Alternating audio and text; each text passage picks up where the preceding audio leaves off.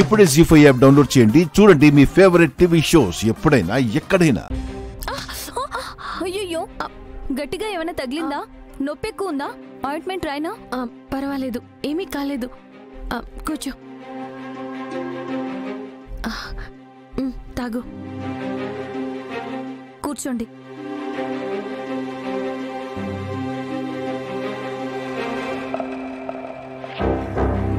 తాగు. ఎలా ఉంది?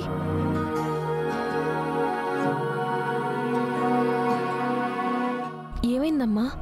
మీరిచ్చిన హగ్గే కాదు, మీరిచ్చిన టీ కూడా అచ్చం మా అక్క చేసినట్టే ఉంది. చాలా బాగుంది.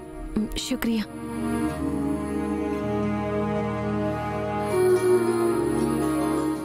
జాను, మనం మరో చోట కూడా ఒకసారి కలిసాము తెలుసా? ఎక్కడా?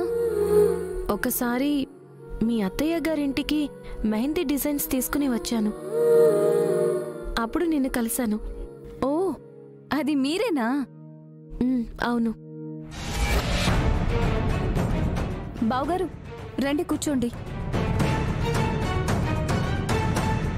ఈ అమ్మాయి ఎవరు?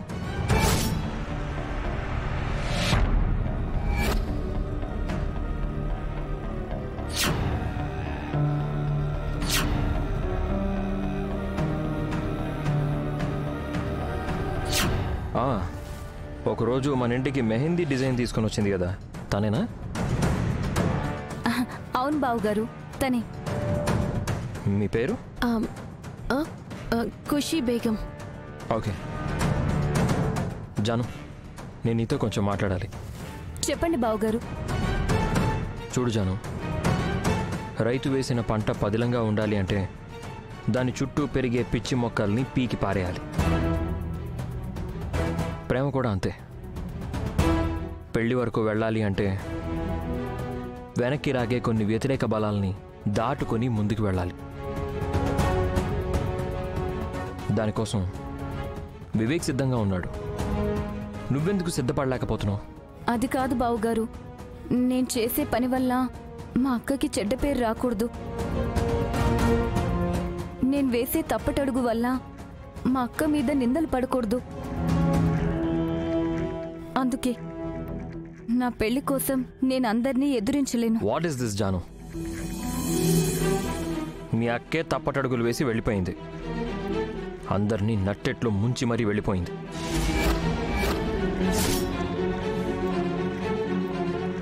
అలాంటి దానికోసమా నువ్వు ఆలోచిస్తుంది? అలాంటి నీతి లేని మనిషి కోసమా నీ జీవితాన్ని పాడు చేసుకుంటున్నావు? బావగారు ప్లీజ్, అక్క గురించి అలా మాట్లాడకండి. నేను అలాగే మాట్లాడతాను జాను. మీ అక్క గురించి ఆలోచించి నీ జీవితాన్ని పాడు చేసుకోకు. స్వార్థంగా వెళ్ళిపోయిన మీ అక్క చేసిన పనిని మర్చిపోయి నీ బతుకుని పణంగా పెట్టుకో. నా మాట విని వివేకు నువ్వు పెళ్లి చేసుకోండి. జీ5 యాప్ డౌన్లోడ్ చేసి అన్ని ఎపిసోడ్స్ పూర్తి ఉచితంగా చూడండి.